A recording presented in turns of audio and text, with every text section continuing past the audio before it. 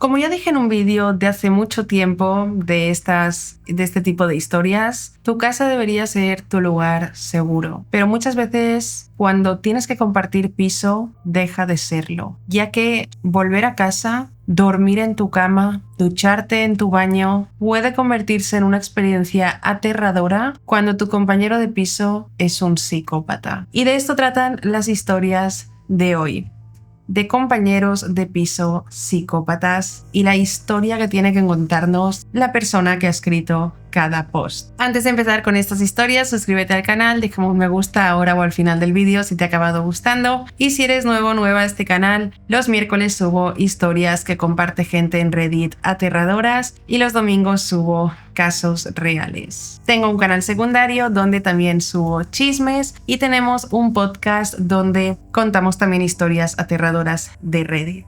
Y sin nada más que decir, solo que este vídeo se subía ayer pero finalmente se sube hoy porque, como dije, hice una publicación en comunidad anunciándoos que ayer por fin terminamos la mudanza. Hemos estado 3 semanas porque nos hemos mudado de una ciudad a otra que están bastante lejos y ha sido todo un tema ir a un sitio, volver al otro, vuelve a este, vuelve al otro, pero al fin se acabó. Lo único que nos queda es ordenar un poquito más la casa y este tipo de cosas. Pero por eso subo hoy este vídeo y no ayer cuando tocaba, porque entre una cosa y otra no te das cuenta y dices, no me da tiempo. Pero bueno, ya estamos hoy aquí, así que sin más que decir, bueno, otra cosa, que esto es un vídeo de maquillaje y misterio, donde me maquillaré mientras os cuento estas historias.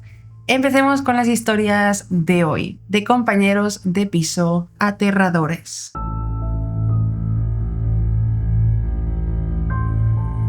La primera historia que tenemos hoy se titula Jogger lo lame todo. La chica que nos cuenta esta historia, a la que llamaremos Dana, explica que todo empezó cerca del inicio de su tercer semestre universitario en el estado de Florida, en el año 2018. Ella es originaria de Kansas, así que estaba lejos de la casa de sus padres y de todo lo que había conocido hasta entonces. Por suerte, para su tercer semestre, no estaba sola del todo, porque tenía algunas amigas en la universidad y su padre seguía ayudándola económicamente. Pero el problema real era conseguir un lugar firme donde vivir mientras estudiaba. Los alquileres eran caros para alguien que todavía dependía de su familia y cada apartamento decente donde podía vivir sola, como quería su padre, exigía una cantidad enorme de dinero. Durante semanas su padre insistió con la idea de que viviera sola, considerando que ella tuviera su propio espacio, en especial después de que algunas compañeras de piso anteriores le robaran sus cosas. Pero después de 2 meses buscando y ya estando a punto de comenzar el semestre, Dana convenció a su padre de que necesitaba una compañera de piso. Por desgracia, ninguna de sus amigas estaba buscando compañera de piso en ese momento. Algunas vivían con familiares y otras ya tenían compañeros de piso, así que Dana terminó buscando por su cuenta en páginas de alquiler para estudiantes. Revisó anuncios durante horas, descartando habitaciones sin fotos, perfiles sin información, hasta que encontró la publicación de Mike. Mike era un chico de su misma edad y de su misma universidad que buscaba compañero o compañera de piso que no fuera alérgico a los perros. El apartamento quedaba relativamente cerca del campus, el precio era razonable y las fotos mostraban un apartamento limpio y sencillo. Parecía un buen lugar y además Mike respondió bastante rápido y con educación. No fue insistente y no hizo preguntas ni insinuaciones raras al descubrir que era una chica. No intentó bromear demasiado ni hacerse el simpático y eso le dio confianza a Dana. Cuando Dana fue a conocerlo y a ver su apartamento, su primera impresión fue incluso mejor de lo que esperaba. Mike era un chico carismático sin parecer desesperado por agradar. Hablaba con calma, sonreía lo justo y actuaba de forma bastante natural. Le enseñó la sala de estar, la cocina, el baño compartido y el cuarto en el que viviría ella.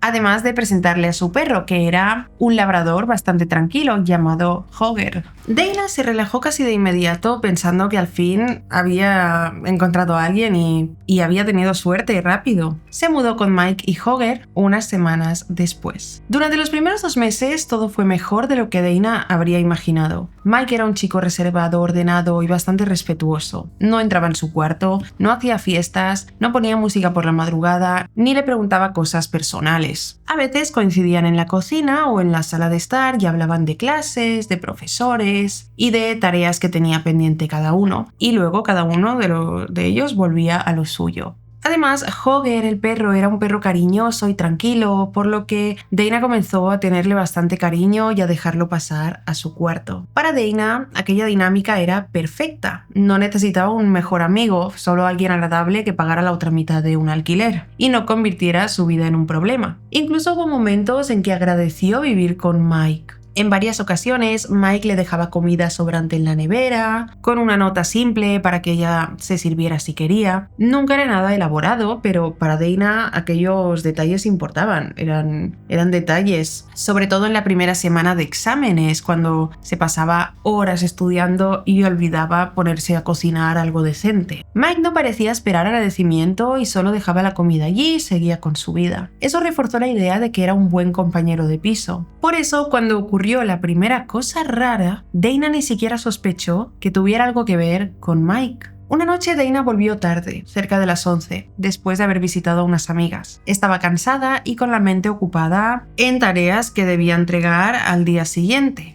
La sala de estar estaba a oscuras y no escuchó a Mike ni a Hogger. Supuso que lo había sacado a pasear o que ya estarían dormidos. Caminó hacia su cuarto y metió la mano en el bolsillo para buscar la llave. Y cuando tocó el pomo de la puerta, sintió algo húmedo. No era agua ni condensación, ya que no se sentía como algo líquido directamente. Era una humedad espesa, tibia y viscosa, y sobre todo muy desagradable al tacto. Dana retiró la mano de golpe como si hubiera tocado un insecto vivo y encendió las luces de la casa para revisar qué era eso. Durante unos segundos se quedó mirando sus dedos tratando de entender qué era aquello que había tocado, pensando que había aplastado un insecto sin querer. Pero ese líquido transparente no olía a nada y eso lo hacía peor porque empezó a imaginar posibilidades cada vez más asquerosas. Corrió al baño y se lavó las manos con jabón 2 veces. Después volvió hacia su dormitorio con papel higiénico y limpió el pomo de la puerta lo mejor que pudo y entró al cuarto sintiendo una incomodidad que no se le quitó hasta que se quedó dormida. Pensó en preguntarle a Mike, pero confirmó que ni él ni Hogger estaban en casa. Al final decidió dormir y al día siguiente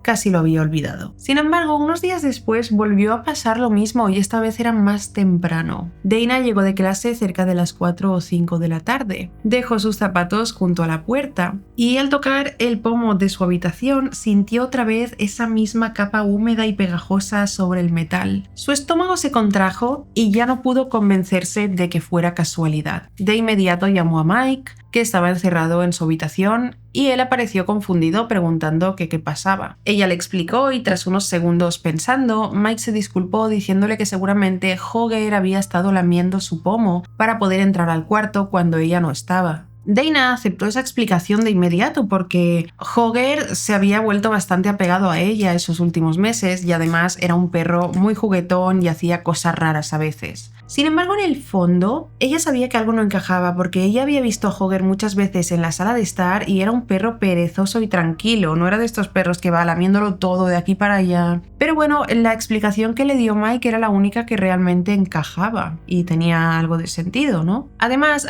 Dana no quería parecer paranoica ni convertirse en una compañera de piso molesta, que convierte cualquier detalle en una acusación de acoso o provocar un problema por eso. Mike se había portado de maravilla hasta entonces, así que dejó pasar esto. Limpió el pomo, evitó pensar demasiado en ello y siguió con su rutina. Durante el siguiente mes, Dana empezó a notar pequeños detalles que parecían diseñados para hacerla dudar de sí misma y de su cordura. Una de sus sandalias aparecía ligeramente húmeda cerca de la entrada, lejos de donde la había dejado. El borde de una botella de agua tenía una textura rara, como si alguien la hubiera mordido ligeramente. Y un día, un peine que juraba haber dejado dentro de su cajón apareció sobre el escritorio como si lo hubieran también mordido. A veces sentía que ciertos objetos tenían una película invisible, algo que no podía ver bien, pero sí sentir con la punta de los dedos, y cada vez que pasaba pensaba en Hogger, que lo habría lamido. Pero la verdad apareció una madrugada en la que Dana volvió ebria de una fiesta. Eran cerca de las 3 de la madrugada madrugada y había bebido bastante. Incluso le costaba caminar y veía borroso, pero seguía consciente. Apenas, pero lo estaba.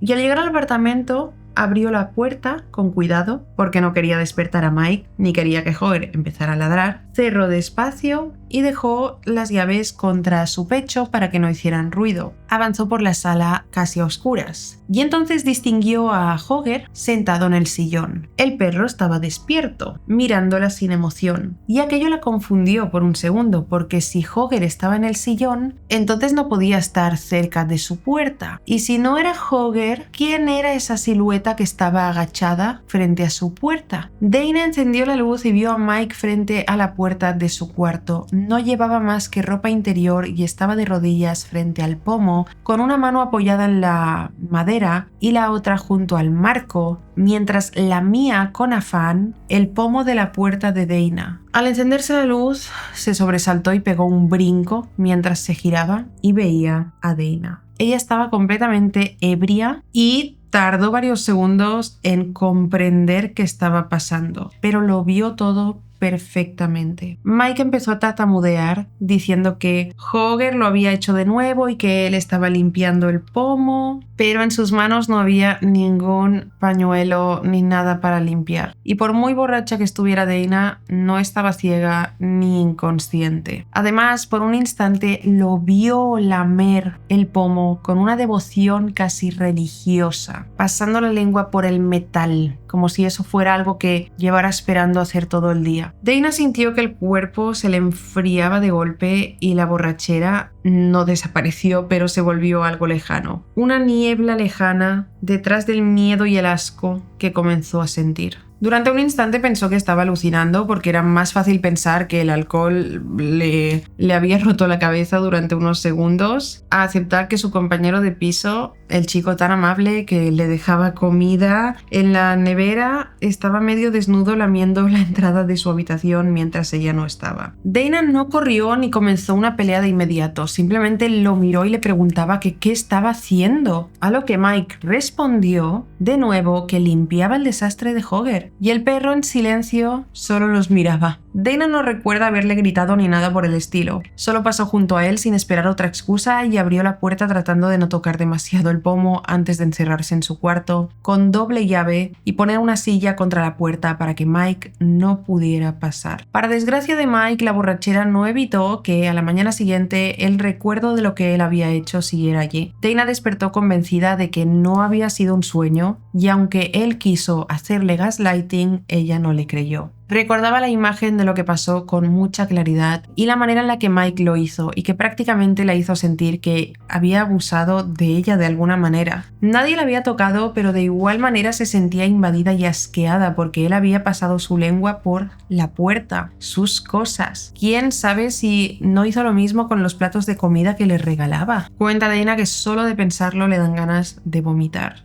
Al sacarle esto en cara, Mike se derrumbó de una forma que le dio más miedo que si se hubiera enfadado. Primero pidió disculpas y luego volvió a pedirlas, pero llorando, diciendo que llevaba meses intentando contenerse, pero que ya no podía más. Le confesó que sí había estado lamiendo el pomo de su puerta, pero también otras cosas del apartamento. Incluso se inventó algo como que tenía un trastorno no diagnosticado que lo hacía tener un fetiche incontrolable por lamer objetos femeninos. Dana recuerda que se lo dijo como si estuviera revelando una terrible enfermedad, esperando que él lo entendiera. Ella, por su parte, solo sentía náuseas porque todas esas pequeñas cosas que había atribuido al pobre Hoger ahora tenían explicación. Y esa explicación estaba sentado frente a ella con los ojos llorosos, hablando como si él fuera la verdadera víctima de toda la situación. Lo peor fue que Mike no parecía entender del todo lo que había hecho. Estaba avergonzado, pero también aliviado, como si confesarlo hubiera convertido aquello en un problema compartido que podían resolver. Sin embargo, Dana comprendió que era hora de irse de ese apartamento. Todo se había vuelto repentinamente asqueroso ante sus ojos y ya no se sentía segura. Cada superficie podía haber sido tocada por su lengua y eso la asqueaba, así que avisó a su padre de que comenzaría a buscar otro alquiler y que cuando volviera para las vacaciones del 4 de julio le explicaría todo lo que había pasado. Ese mismo día empezó a buscar un nuevo alquiler y aunque no tenía un plan perfecto, ya no le importó. Llamó a una amiga y le pidió que sí se podía quedar con ella unos días, aunque fuera durmiendo en el sofá. Empezó a meter ropa en una maleta con las manos temblorosas, evitando tocar las cosas más de lo necesario. Quería salir rápido de ahí y limpiar cada pertenencia con desinfectante antes de volver a usarla. Y lo más difícil fue decirle a Mike, pero cuando tuvo su maleta lista, a eso de las 8 de la noche, él estaba esperándola en la sala de estar y Dana le dijo que no podía pasar de largo lo que sucedió y que buscaría otro alquiler.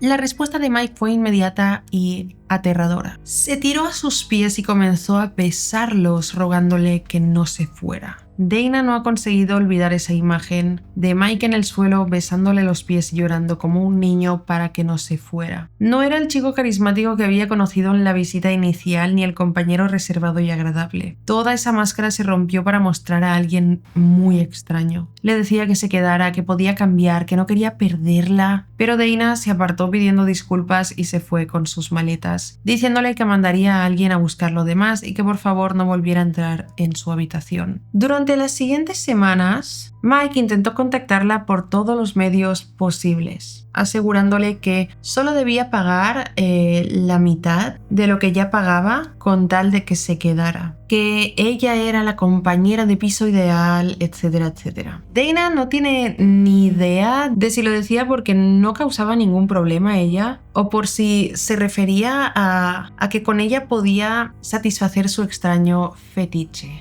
Lo cierto es que ella ignoró cada uno de sus mensajes, evidentemente, hasta que con el tiempo dejaron de llegar. Mike desapareció de su vida tan de repente como había entrado y Dana nunca supo qué pasó con él ni con Jagger y tampoco quiso saberlo. Consiguió otro lugar, terminó el semestre y siguió adelante, al menos en apariencia, pero durante mucho tiempo no pudo tocar un pomo directamente sin sentir asco y comenzó a usar pañuelos desechables para abrir las puertas. Por eso Dana termina su historia diciendo: Mike, es deprimente admitirlo, pero por un tiempo fuiste el mejor compañero de piso que tuve. Lástima que también fueses el más raro y asqueroso. Por favor, no volvamos a encontrarnos.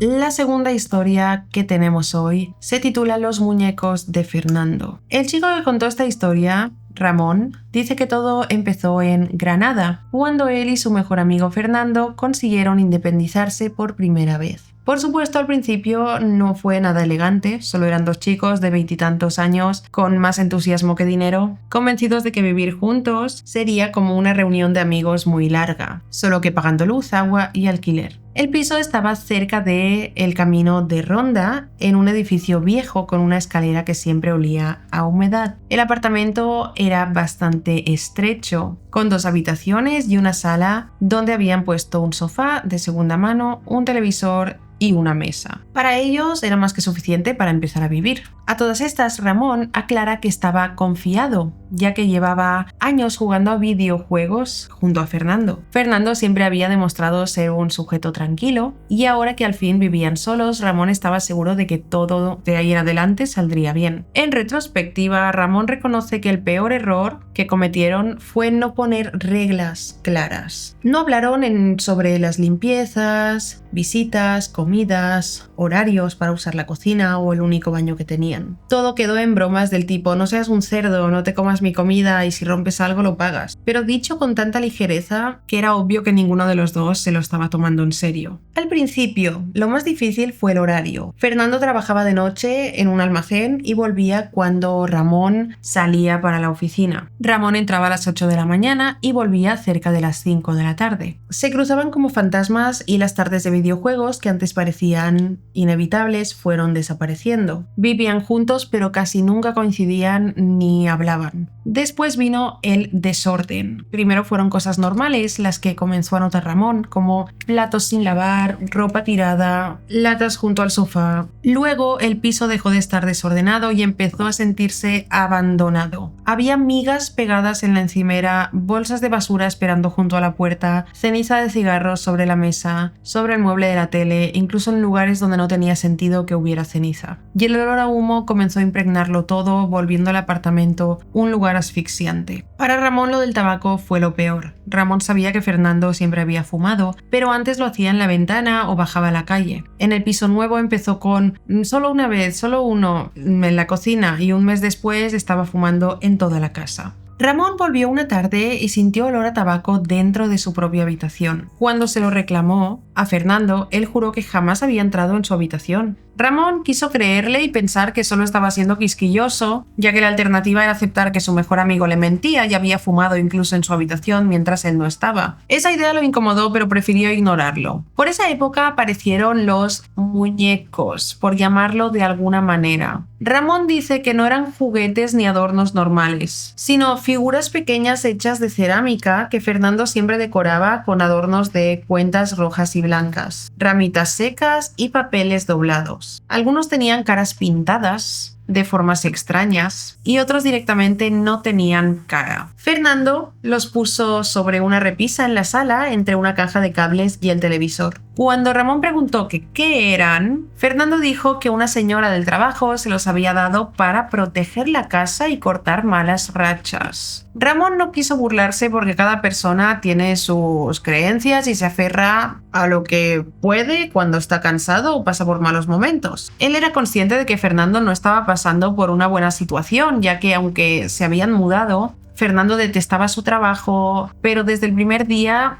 le incomodó ver estos muñecos raros por la sala de estar. No por algo religioso ni por superstición, sino porque eran francamente feos y transmitían una vibra difícil de explicar. Había uno con la piel pintada grisácea y un hilo rojo en el cuello que siempre terminaba orientado hacia la puerta de su habitación. Y eso no le gustaba. Le llegó a girar varias veces hacia la otra dirección, pero siempre se volvía a encontrar apuntando a su cuarto. La primera vez pensó que era casualidad y la segunda también, pero ya la tercera vez que lo giró hacia la pared antes de irse al trabajo y al volver el muñeco estaba otra vez frente a su puerta, tuvo que confrontar a Fernando al respecto. Fernando, sin embargo, no admitió nada y dijo que seguramente Ramón lo había movido sin querer, y lo dijo riéndose, pero no fue una risa normal, sino una muy tensa. Esa noche Ramón escuchó la tele en la sala de estar hasta casi a las 3 de la madrugada. Fernando tenía la noche libre y estuvo jugando a un videojuego, lo cual en sí no era un problema.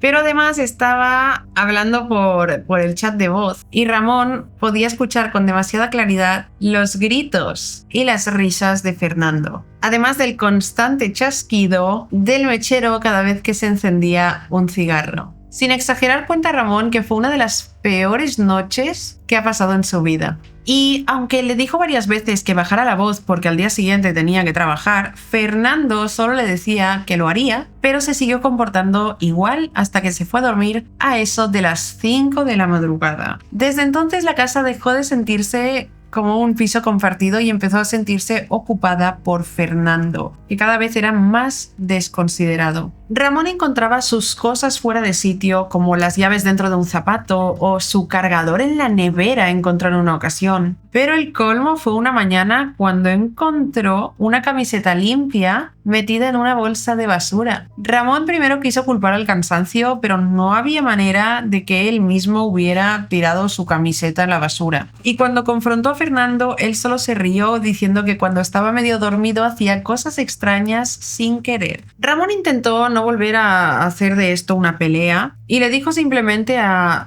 su amigo, a Fernando, que intentara controlarse y no tocar sus cosas. Pero no funcionó porque un día encontró su carnet del trabajo con el que debía entrar a la oficina debajo de los muñecos y adentro un papel doblado manchado de ceniza. Ver su foto manchada con ceniza negra le heló la sangre porque era como si Fernando estuviera intentando hacerle algo raro. Y como de costumbre el muñeco estaba mirando hacia su puerta de su habitación. Esa tarde esperó a que Fernando despertara y le pidió que dejara de tocar sus cosas, enseñándole el carnet sucio por la ceniza. Fernando lo miró como si no entendiera qué decía y después encendió un cigarro en plena sala de estar y dijo que Ramón llevaba semanas llenando el piso de mala energía, que desde que vivían juntos todo le salía mal y que la verdad es que sentía que Ramón era el culpable, que perdía sus partidas cuando Ramón estaba en casa, que en el trabajo le iba mal cuando Ramón le deseaba que le fuera bien, que los muñecos se movían porque estaban trabajando y si se le quedaban mirando a su puerta era porque Ramón era la fuente de toda la mala energía. Ramón pensó que era una broma hasta que vio que Fernando no sonreía. Discutieron durante casi media hora a raíz de esto. Ramón le dijo que el piso olía horrible y que era él quien había provocado ese olor y que no había parado de fumar en todo el piso. Todo estaba lleno de cenizas, que ni siquiera sabía lavar un plato y que por su culpa ahora había cucarachas en la cocina. Fernando empezó hablando bajo como si él fuera la parte razonable de la discusión, pero no tardó en alzar la voz también, gritando lo que Ramón solo entendió como estupideces chamánicas. Fernando empezó a gritar que su energía los estaba perjudicando, que si él fumaba era para que el humo se llevara la mala vibra de Ramón y cosas así. Ambos empezaron a gritarse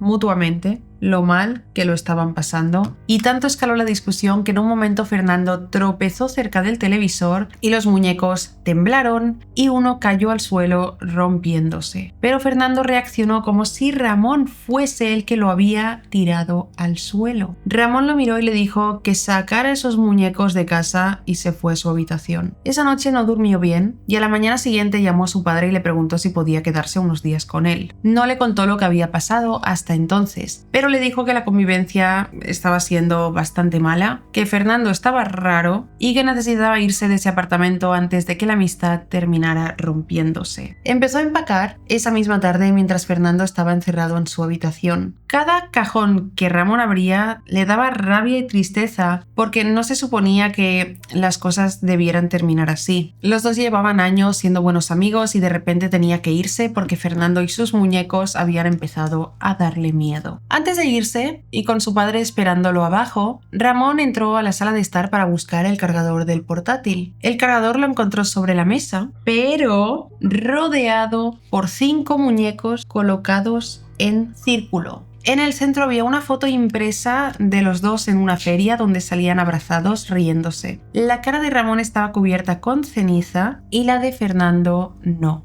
¡Qué mal rollo! Ramón prefirió no pedir más explicaciones, metió el cargador en la mochila, cogió su maleta y salió del piso. Mientras bajaba las escaleras escuchó que la puerta se abría arriba. Fernando no gritó ni pidió perdón, solo dijo su nombre una vez y volvió a cerrar la puerta. Y Ramón se fue a casa de sus padres esa noche. Fernando le mandó un audio largo a Ramón que él nunca terminó de escuchar. Al principio parecía llorar, pero luego se enfadaba y le decía que lo había abandonado como todos y que los muñecos tenían razón. Con el tiempo, Ramón fue a por sus cosas acompañado de su hermano y de otro amigo, y Fernando no estaba en ninguna de esas ocasiones. Y ahora la repisa donde antes estaban los muñecos estaba vacía. El piso seguía oliendo a tabaco y estaba todavía más sucio, dado que no estaba Ramón para intentar limpiarlo. Él y Fernando dejaron de hablarse y no hubo una pelea final ni una disculpa. Antes de que Ramón se diera cuenta, Fernando lo borró de todas las redes sociales y hasta de la lista de amigos en Steam. No pudieron tener ni siquiera una conversación adulta para cerrar la historia porque Fernando se alejó completamente y amigos en común le dijeron a Ramón que Fernando estaba contando una versión extraña de la historia en la que él era la víctima y Ramón solo gritaba en casa y traía malas energías. Por suerte, esta historia era tan rara que nadie se creía a Fernando. Hoy en día Ramón no sabe nada de él ni de qué hizo después de que dejara el piso, si consiguió pagarlo solo por su cuenta o si tuvo que irse con sus padres de nuevo. Y a decir de verdad, cuenta Ramón que no le importa. Creo que no ha considerado la opción de que Fernando buscara otro compañero de piso y también le hiciera vivir este infierno. Ramón termina su historia dando un consejo importante para cualquier persona como él que quiera independizarse, y es que aunque parezca buena idea mudarse con un amigo, no siempre lo es. Hay que poner reglas claras y probar la convivencia con tiempo, ya que hasta las mejores amistades pueden romperse si cada uno no respeta los límites del otro, o peor aún, si alguno no sabe ni siquiera cómo limpiar el mesón de la cocina. Estoy de acuerdo con esto, porque convivir con alguien a quien le tienes aprecio y cariño no es lo mismo que quedar por las tardes para tomar un café o salir los findes. No es lo mismo para nada. Y muchas veces es algo que he pensado, de hecho, con amigas lo había hablado esto, de que nos llevábamos muy bien, pero que viviendo juntas seguramente no nos llevaríamos tan bien, porque teníamos tanta confianza que al final, conviviendo, la confianza daría asco. Y al final las personas, por muy bien que nos llevemos con alguien, no siempre estamos dispuestos a compartir algunas cosas, o no tenemos límites con esa persona, que a lo mejor a esa persona le molestan esas cosas. No sé, yo había escuchado alguna vez ya que gente que se ha ido a vivir junta termina la amistad y acaba mal. Pero pasemos con la historia número 3, que se titula Cupcakes de colores.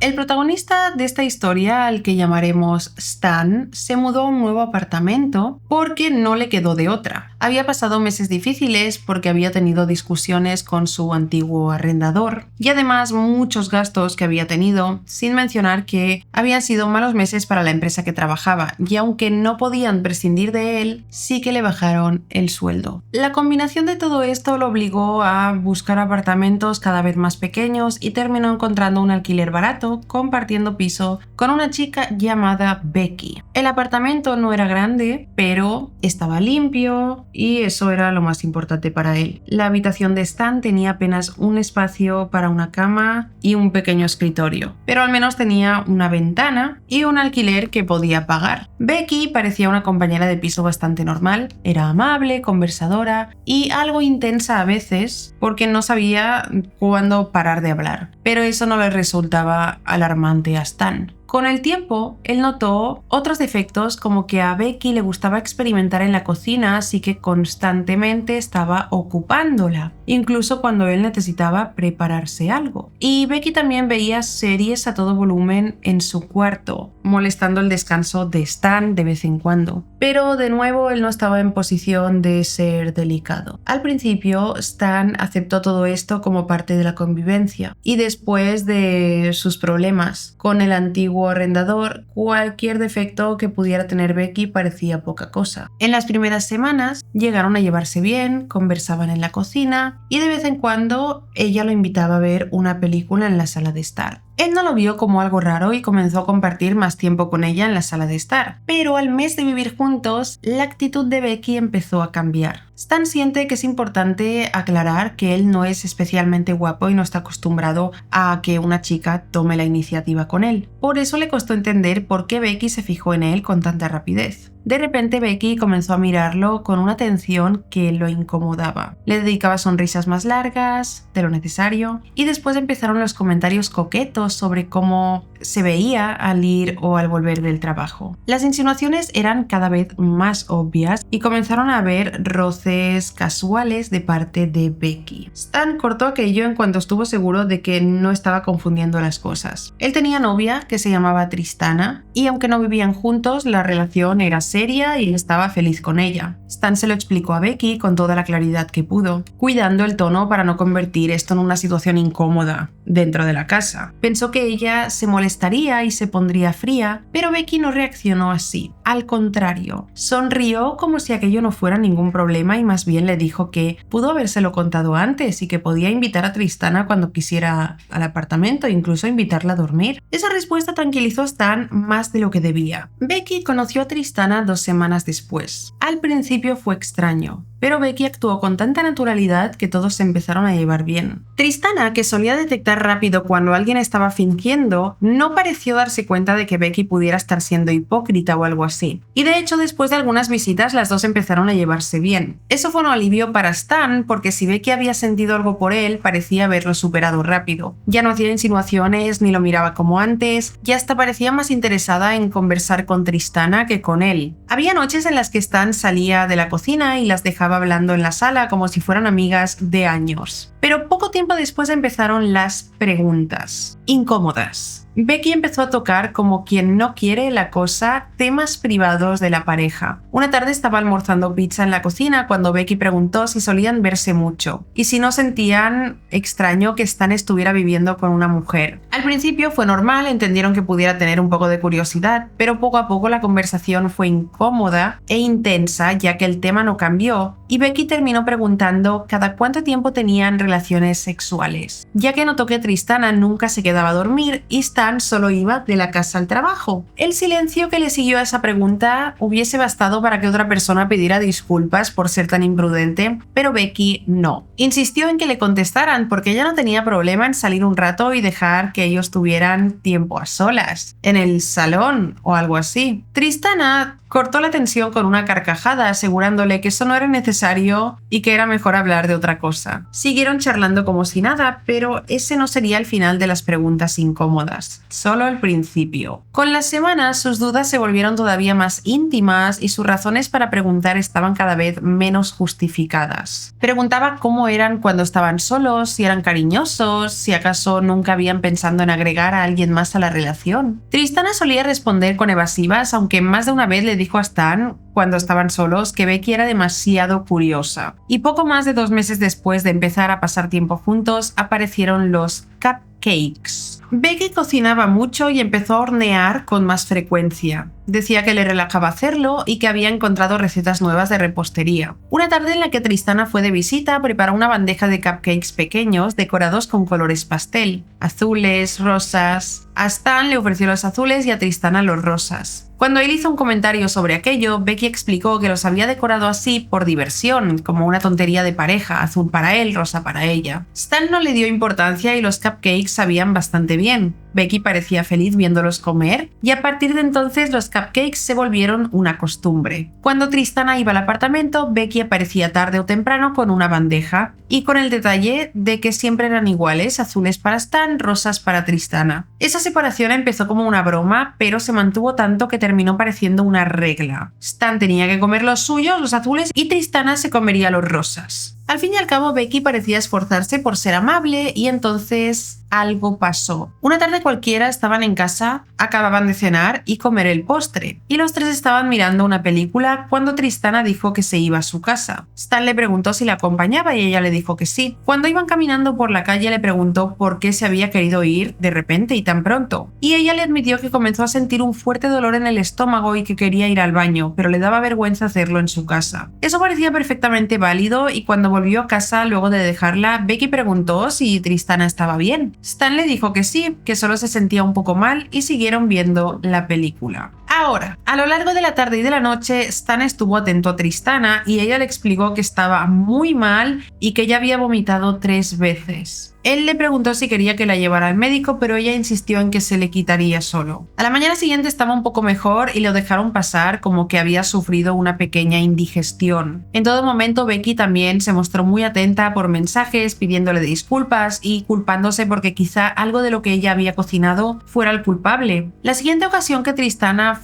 estaba completamente recuperada. Fue 1 o 2 semanas después de haberse puesto enferma del estómago, cuando volvió a su casa. Esta vez, Becky cocinó un risotto y les sirvió un plato a todos. Estaba delicioso, pero al cabo de 1 hora Tristana se puso pálida y tuvo que ir a acostarse. Stan se preocupó, pero ella insistió en que tal vez era estrés, cansancio, pero cuando empezaron los retortijones de estómago y tuvo que vomitar, dijo que fue cualquier cosa que habría comido. No querían pensar mal de Becky y no querían convertir un malestar en una acusación, pero esta segunda vez fue peor. Le dolía mucho el estómago y esta vez sí que estuvo muy mal durante varios días. Ni siquiera pudo trabajar dado lo enferma que estaba. Y aunque por un lado Becky le daba ánimos, un comentario en específico hizo que Stan se sintiera enfermo. Fue por la noche justo cuando llegó de trabajar. Becky lo esperaba en ropa bastante corta y lo abrazó de inmediato mientras le decía: espero que Tristana mejore y en caso de que lo peor pase, yo estaré aquí para ti. En ese momento Stan sintió una mezcla de asco y miedo porque él juraba que Becky lo había superado todo, es decir, que a Becky le gustaba a él, pero eso demostraba que no. y además hizo evidente que algo malo estaba pasando. Tristana mejoró con los días y conversaron seriamente del asunto. Ella nunca se sentía mal cuando comía con Stan fuera del apartamento, y el único factor que se repitió las 2 veces que se puso enferma del estómago fue que Becky había hecho la comida. Por eso decidieron poner a prueba algo. Cuando Tristana estuvo completamente recuperada, Stan le dijo que ella quería venir de visita. Y Becky le dijo que haría cupcakes para celebrarlo. Cuando Tristana llegó, Becky ya tenía una bandeja hecha, los rosas y los azules. Y ni bien se los puso al frente, Stan estiró la mano para comer uno rosa, pero Becky se la quitó, diciéndole que no se comiera los de Tristana. Stan entonces dijo que no hacía falta ser tan estrictos y sugirió compartirlos entre los 3. Le ofreció uno azul a Tristana, uno rosa para él, y le dijo a Becky que también comiera uno de los rosas. La reacción de Becky fue inmediata. Su cara cambió de una manera que Stan no pudo olvidar. La sonrisa se le congeló apenas un segundo, lo suficiente para que ambos lo notaran. Luego dijo que es que no tenía hambre, que había probado varios mientras estaba en la cocina cocinando y que estos cupcakes eran para ellos. Stan insistió un poco, todavía fingiendo ligereza. Tristana también. Becky volvió a negarse. No quiso tocar los cupcakes rosas, ni siquiera quiso acercárselos a la boca. La sospecha de que algo en la comida de Becky estaba enfermando a Tristana quedó confirmada. Estaban seguros de que Becky tenía miedo de comer lo mismo que le daba a Tristana, y eso solo podía deberse a que le ponía algo a los cupcakes rosas. Esa noche no comieron nada, se llevaron la bandeja al interior del cuarto y una media hora después Tristana se llevó varios a la comisaría para denunciar un intento de envenenamiento. Mientras tanto, Stan tiró los cupcakes que sobraron cuando Becky no estaba mirando y le dijo que él y Tristana se los habían comido todos y que era una tonta por no habérselos querido comer con ellos. Una hora más tarde le dijo que de nuevo Tristana se sentía mal y que no vendría durante un tiempo. Por si nos preguntamos por qué Stan no se fue de inmediato, él contesta que no era tan sencillo, aún no tenía dinero para poder irse y además tenía un contrato de alquiler compartido con Becky. No podía simplemente irse y dejar todo atrás como si no hubiese pagado varios meses de depósito por adelantado. Necesitaba pruebas para que el arrendador le transfiriera a él el contrato de alquiler. Y además tenía una sensación de que quería confirmar si de verdad vivía con una persona capaz de sonreír mientras envenenaba a otra. Uno de sus mejores amigos le prestó una cámara pequeña y tomó la decisión de esconderla en la cocina. Se sintió mal haciéndolo porque era como espiarla, pero mientras la policía no hiciera nada, era mejor recopilar pruebas por su cuenta. Durante días, Stan no notó nada raro en las grabaciones. Simplemente era Becky cocinando y haciendo su día a día. Pero todo cambió unas 3 semanas después. Becky no dejaba de preguntar si Tristana ya se sentía mejor y Stan terminó confirmándole que sí, que ya se había recuperado y que de hecho iría esa misma noche. Una hora después Becky estaba haciendo los cupcakes y mientras preparaba la mezcla separó una parte y con la certeza de que nadie la veía añadió una parte de destapacaños en la mezcla. O sea, producto para desatascar tuberías. Esto obviamente eran los cupcakes rosas de Tristana. Y Stan lo estaba viendo todo desde su ordenador a tiempo real. No fue un accidente, en el vídeo se veía claramente lo que hizo. Becky fingía ser amiga de Tristana y estar preocupada por ella, pero no le tembló el pulso para intentar envenenarla por 3ª o 4ª vez. Y como si no fuera suficiente, era tan cínica que ni siquiera pretendió cambiar el alimento con el que estaba intentando matarla, los cupcakes. Stan sintió la necesidad de confrontarla, pero se contuvo y simplemente esperó hasta que estuvieran listos, y cuando se hizo de noche, salió de su cuarto con la grabación guardada en un USB y le dijo que Tristana no podría ir, pero que podía llevarle los cupcakes. Luego fue a la policía. A partir de este momento todo ocurrió mucho más lento de lo que Stan quería. Los cupcakes fueron enviados al laboratorio, pero mientras se confirmaba el contenido de los mismos, por alguna razón para los oficiales el vídeo no era suficiente prueba, y además hacer comida envenenada no parecía ser razón suficiente para detener de inmediato a Becky. Todos tuvieron que repetir varias veces la misma historia y lo peor fue que cuando volvieron al apartamento Becky comenzó a acusarlo de ser un imbécil por inculparla de algo tan horrible solo porque quería ser simpática con él y su novia, y negaba completamente lo del envenenamiento. Durante 2 semanas Stan tuvo que vivir enfrentando a su compañera de piso hasta que al fin la policía fue a detenerla. El análisis de laboratorio demostró que en los cupcakes rosas había varios químicos perjudiciales que no pudieron caer accidentalmente en la mezcla. Y mientras se la llevaban, Becky no hacía más que llorar y jurar que ella solo quería ser simpática con ellos, pero nunca la dejaron serlo. Stan tuvo que buscar otro compañero de piso y vivió en ese apartamento durante unos meses más hasta que decidió irse porque no podía olvidar todo lo que había pasado. No tiene ni idea de qué ha sido de Becky y siente que así es mejor. Por eso termina su historia diciendo: Becky, tus dulces eran deliciosos cuando no estaban envenenados. Por favor, nunca más volvamos a vernos.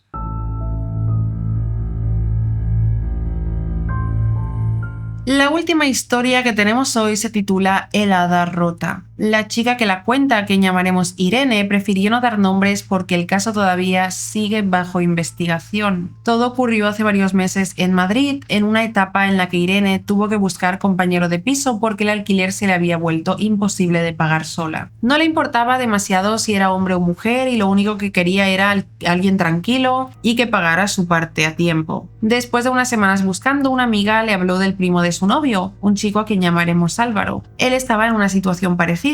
Tuvo que dejar su alquiler anterior porque era muy caro y no conseguía piso a un precio accesible. Irene aceptó conocerlo sin comprometerse a nada y cuando se vieron, Álvaro le pareció una persona normal, un poco nervioso y tal vez demasiado agradecido, pero educado. Hablaron de su trabajo, de lo difícil que estaba alquilar en Madrid, e Irene aceptó enseñarle el apartamento. El lugar no era grande, tenía 2 habitaciones pequeñas, un baño, una sala ajustada y una cocina-comedor. Álvaro estaba encantado con el apartamento y entraba dentro de su presupuesto, y antes de mudarse pactaron reglas claras. Nada de llevar desconocidos al piso, ni citas, ni amigos dentro del apartamento sin avisar, salvo personas que ambos conocieran. Era una norma de seguridad mutua. Irene había vivido antes con gente complicada, y no quería repetir esa sensación de no saber quién podía aparecer en la sala a medianoche. Durante los primeros meses la convivencia fue bastante normal. Álvaro limpiaba, pagaba a tiempo y no hacía preguntas raras ni incómodas. Lo único que a Irene le llamaba la atención era la cantidad absurda de streaming de fútbol que veía. No sabría decir cuántos partidos o programas podía tragarse en un día, pero cada vez que lo encontraba en la sala estaba frente al televisor mirando fútbol, y cuando no estaba en la sala, desde su cuarto se escuchaban narradores, gritos de comentaristas o discusiones deportivas a todo volumen. A ella también le gustaba el fútbol, pero jamás a ese nivel. Al principio le pareció una manía inofensiva, cada quien tiene su forma de desconectar, pero una noche todo cambió. Álvaro estaba viendo un partido en la sala de estar mientras Irene leía algo en la cocina, y justo cuando su equipo recibió un gol, soltó una patada tan fuerte contra la mesita de café que una de las patas se rompió y el adorno que Irene tenía allí cayó al suelo y se hizo pedazos. La mesita en sí no era importante, pero la figura sí, era un hada de cerámica que su hermana le había regalado para estrenar el piso. No tenía un valor enorme para nadie más, pero para Irene sí. Su hermana la había comprado en un mercadillo y le había dicho, medio en broma y medio en serio, que era una protectora de la casa. Una de esas supersticiones familiares que uno no cree del todo, pero tampoco quiere ver rota contra el suelo porque un fanático malcriado pierda los papeles. Irene se levantó sobresaltada y le pidió a Álvaro que se calmara, y él la miró como si la interrupción le molestara más a él que a ella el adorno roto. Prácticamente no la dejó hablar, y dijo que, si lo pensaba bien, le había hecho un favor partiendo esa cosa espantosa. Irene no supo qué responder, y no fue solo la frase, sino el tono y la energía con la que se lo dijo. Durante unos segundos, Álvaro no parecía el mismo chico que pedía permiso hasta para usar una sartén. Tenía la cara rígida, la mandíbula apretada y una rabia que no parecía ir dirigida al partido, sino a todo lo que tenía cerca. En una situación así, y con alguien proyectando tanta violencia, Irene hizo lo único que podía hacer: irse de inmediato de la cocina y encerrarse en su cuarto. Durante la siguiente media hora, Álvaro siguió despotricando en la sala de estar. Al día siguiente, con el partido ya perdido, Álvaro decidió disculparse. Dijo que se había excedido, pero es que el fútbol lo sacaba de quicio y que pagaría ese adorno si ella quería. Incluso intentaría encontrar uno igual si era necesario. Irene aceptó la disculpa porque quería que la convivencia siguiera siendo posible, pero desde esa noche empezó a notar cosas. Álvaro podía pasar de amable a violento en segundos, como si alguien bajara y subiera un interruptor.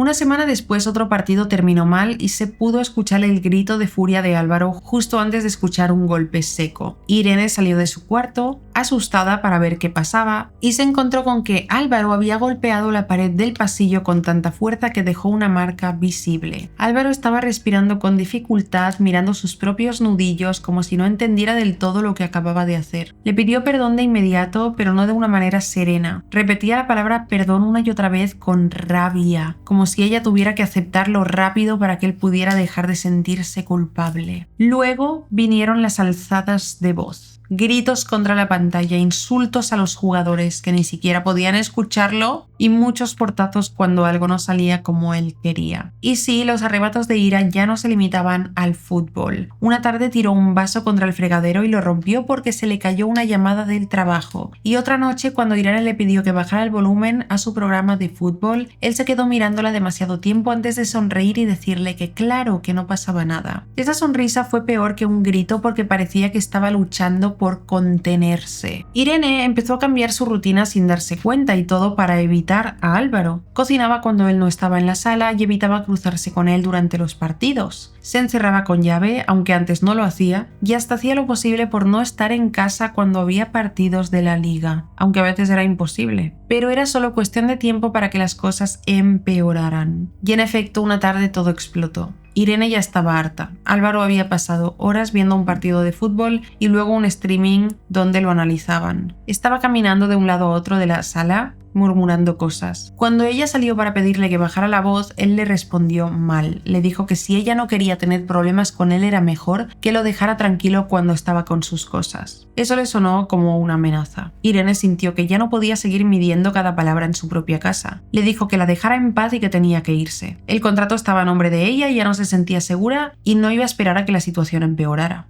Álvaro se quedó quieto, como si no hubiese entendido lo que dijo. Luego empezó a decir que ella no podía hacer eso, que él no tenía dónde ir y que estaba exagerando. Irene no siguió discutiendo, solo entró a su habitación, cerró con llave y llamó primero a su hermana y luego a sus padres. Les pidió que fueran a buscarla cuanto antes. Les dijo que tenía miedo y que algo iba a pasar. Y de hecho, pasó. No habían transcurrido ni 10 minutos cuando Álvaro empezó a golpear la puerta histérico. Primero con la palma y luego con el hombro como si quisiera derribarla. Irene gritó que iba a llamar a la policía y él respondió algo que ella no entendió porque la madera del marco crujió en ese mismo instante. La puerta cedió con un golpe seco un segundo después y Álvaro entró con un cuchillo en la mano. Irene recuerda fragmentos, no una escena completa. Recuerda ver el cuchillo y haber agarrado la almohada de la cama como si eso pudiera detenerlo. Un segundo después estaba recibiendo cortes en las manos y sintió un dolor punzante en la pierna mientras intentaba defenderse. Él intentó apuñalarla varias veces, pero ella se protegió como pudo, metiendo la almohada entre ambos, gritando hasta quedarse sin voz. Entonces, de pronto, Álvaro pareció volver en sí. Soltó el cuchillo al suelo y empezó a llorar pidiendo perdón, pero no sonaba como un perdón de arrepentimiento, sino como una orden. Le gritaba que lo perdonara, que no sabía cómo había llegado a ese punto, que ese no era él, pero Irene no tenía fuerza para contestar, estaba en el suelo sangrando y todo se sentía borroso y confuso. Su hermana llegó pocos minutos después con sus padres y llamaron a emergencias. Irene estuvo una semana ingresada en el hospital, después empezó rehabilitación para recuperar movilidad, sobre todo en una de sus manos. Algunos nervios del brazo quedaron dañados de por vida y todavía le tiembla el cuerpo sin aviso por el trauma de lo que vivió, incluso en días tranquilos. A veces el temblor aparece cuando escucha un partido en un bar o cuando alguien golpea una mesa demasiado fuerte. Álvaro actualmente está en prisión por intento de homicidio. Según Irene, su defensa intentó alegar algún tipo de demencia o episodio mental para explicar lo ocurrido, pero por suerte nadie compró esa versión y ahora él tiene que pagar las consecuencias de haberla atacado esa noche y haberla aterrorizado durante semanas. Por su parte, Irene está profundamente agradecida de haber salido con vida de ese piso, ya que cada día es consciente de que estuvo a un mal corte de unirse a una estadística. Irene termina su historia diciendo que sabe que no todas las personas que comparten pisos son peligrosas, pero que ella no puede volver a hacerlo. Y en cuanto a Álvaro, dice: no te perdono y no nos volvamos a ver nunca más. Hasta aquí las historias de hoy, que son aterradoras. Ojalá se pudiera, no sé, ojalá hubiera una aplicación donde puedas ver comentarios de una persona antes de vivir con ella. En plan, busca un compañero de piso y que esta persona tenga opiniones de otros compañeros de piso, ¿sabes? Que tengas una puntuación para saber a qué te enfrentas. Si alguien ha tenido una experiencia así, podéis contarla en comentarios, alguna experiencia con compañeros de piso. Tengo 3 vídeos más, creo que 3 o 2 o 4 quizá, de compañeros de piso que gente ha compartido en Reddit, en internet en general. Por si queréis verlos, están en la lista de reproducción de Reddit, de historias de Reddit. Y si quisieras que tu historia sea contada en un vídeo, puedes mandármela a este correo. Sin más que decir, si os ha gustado este vídeo, no olvidéis dejar un me gusta, suscríbete al canal. Gracias por ver mi vídeo y nos vemos en el próximo. ¡Chao!